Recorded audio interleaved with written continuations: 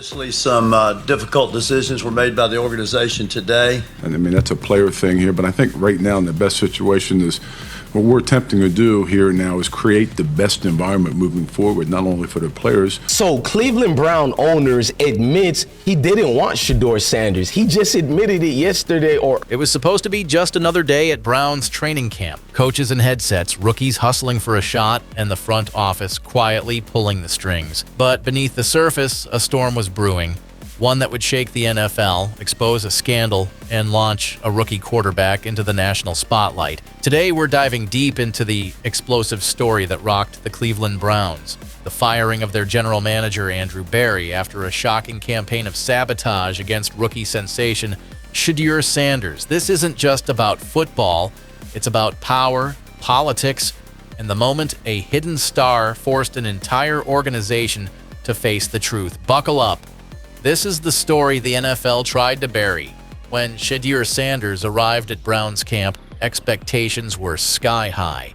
He wasn't just another rookie, he was a college football phenom, known for his laser accuracy, leadership, and mental toughness. Fans were buzzing, analysts were watching, but inside the Browns facility, something was off from day one. While other quarterbacks, Kenny Pickett and Dillon Gabriel, were getting prime reps with the first team, Shedeur Sanders was stuck on the sidelines. No 11-on-11 drills, no snaps with the starters. Instead, he was relegated to developmental periods, the kind usually reserved for players the staff doesn't expect to keep. Worse, he wasn't even throwing to real receivers. Practice squad players, team assistants, even defensive backs filling in as wideouts. These were the targets for a quarterback who'd just lit up college football. Meanwhile, Pickett was running polished routes with stars like Amari Cooper and Elijah Moore. Fans started to notice, why was a top prospect being treated like an afterthought? Was this just a slow ramp-up, or was something more sinister at play? As questions mounted, the Browns' PR machine kicked into overdrive. Suddenly, stats started leaking out.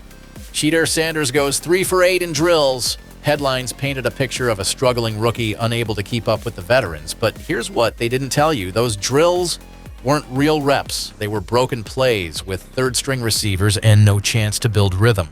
Shedeur wasn't being given a fair shot. He was being set up to fail. Behind closed doors, whispers grew louder. Was someone inside the Browns deliberately holding Shedeur back? Was this about football, or was it about control? Then everything changed. It was supposed to be a closed-door scrimmage. No cameras, no media, just another day at the Browns facility. But on that day, Shedeur Sanders got a rare opportunity, a handful of snaps with the offense. He didn't just show up, he exploded. 12 snaps, 3 touchdowns, one flawless 2-minute drill that ended in a walk-off score.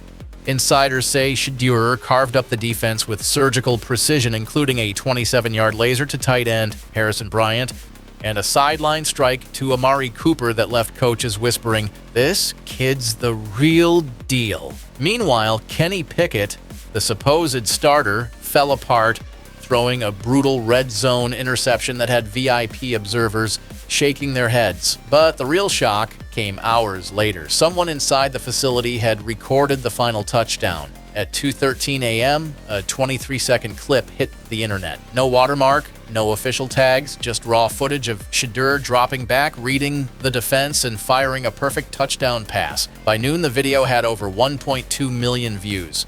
Free Shedeur was trending in Cleveland, then nationwide, and fans were furious, not just because the throw was elite, but because it proved what everyone had feared. Shedeur was being hidden.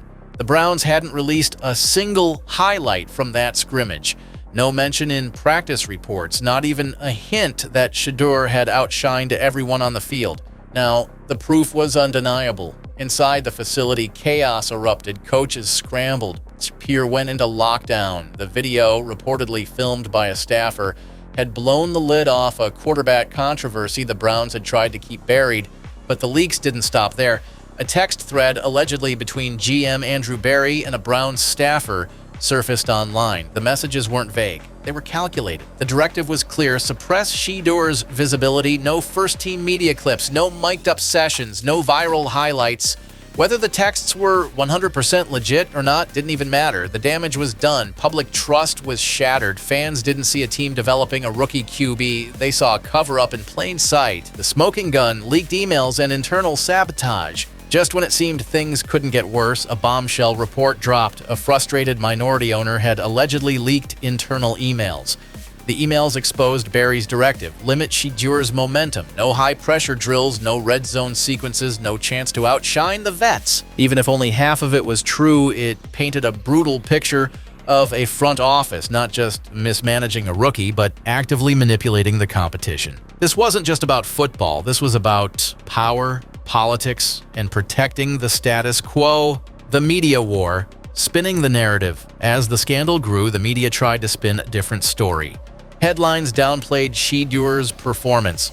Sanders goes 3 for 8 in team drills, struggles with timing, but they left out the context. Those stats came from broken reps, not full team sequences, and not with real receivers. Meanwhile, Kenny Pickett's poor performance magically vanished from reports.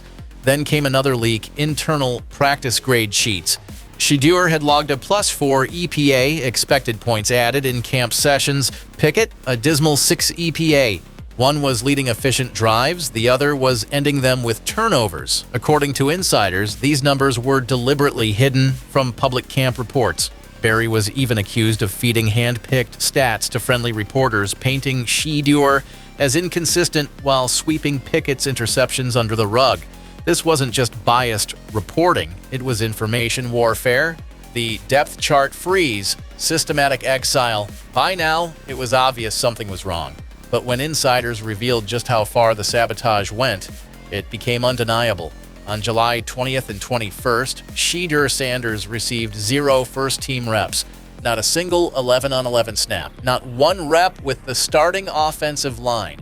Instead, he was shoved into developmental periods, usually meant for rookies being evaluated for practice squad roles, while Pickett and Gabriel got clean pockets, timing routes, and full sequences. Shedeur was throwing to backup assistants and fringe defenders acting as wideouts. One fan-captured clip from July 22nd showed Sanders completing a pass to a defensive back subbing in at receiver, while Pickett ran the exact same play with Amari Cooper and Elijah Moore. This wasn't development, it was exile. Then came the depth chart freeze. Leaked internal logs showed Shedeur was locked at QB4, restricted from calling protections or participating in 2-minute drills. He wasn't just being benched, he was systematically removed from the competition. The tipping point: coaches and players speak out. Former Browns scout Marcus Willoughby said it best: "This wasn't about skill, this was fear. They knew if he had a real shot, the media darling would get exposed. The Browns front office thought they could contain it, bury the footage, control the media, spin the narrative. But once that viral clip took off, the owners got involved. Head coach Kevin Stefanski had already voiced frustration behind closed doors. According to reports, he told team owner Jimmy Haslam as early as July 21st that the reps weren't being distributed fairly. He wanted the quarterback decision made sooner, not dragged out behind politics. But when that 23-second touchdown clip surfaced, there was no going back. Inside the facility, pressure hit a boiling point. Players started speaking up, saying Shedeur had clearly outperformed Pickett. Fan backlash was intensifying by the hour. The fallout: GM fired, a new era begins. Then came the breaking point: an emergency vote. According to team insiders, ownership held a closed-door meeting late on July 25th. The result? A 4-1 vote to fire GM Andrew Barry immediately. No warning, no damage control. He was reportedly told to pack his office before day 4 of camp even started. The message was clear: favoritism is finished. For the first time in weeks, the future looked wide open again, but the scars from the sabotage were far from healed. At first, it looked like paranoia. Fans were called delusional. Reporters brushed it off, but now the sabotage was undeniable. The Browns didn't just underestimate Shedeur Sanders, they tried to bury him. No reps, no exposure, no chance. All while hyping up a struggling veteran quarterback who was throwing picks in red zone drills. And when Shedeur finally got a sliver of opportunity, he lit up the field, embarrassed the depth chart, and forced the organization to confront the ugly truth. They were protecting the wrong guy. The bigger picture: How many more stories like this? From leaked texts, fake stat narratives, and twisted depth charts, it's clear this wasn't just bad coaching. It was a controlled narrative gone wrong, and in the end, it cost a GM his job. But here's the bigger question. How many other young players are being silenced behind the scenes? How many Shedeur Sanders stories are buried before fans ever see the field? Because while this chapter might end with a GM being fired, the real story is just beginning. The chains are broken. What's next for Shedeur Sanders? Now that Shedeur has broken free from the chains, the NFL might be about to witness something they were never prepared for. A rookie quarterback once hidden in the shadows, now unleashed on the league. The Browns front office tried to control the narrative. They tried to bury the truth. But in the end, talent couldn't be silenced. The fans saw through the spin, the players spoke up, and the organization was forced to face reality.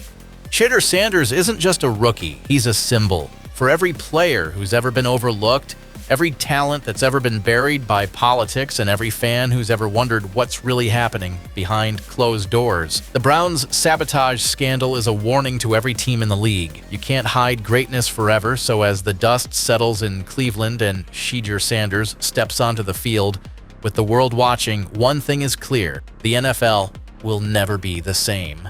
If you enjoyed this deep dive, hit that like button, subscribe for more explosive NFL stories, and let us know in the comments.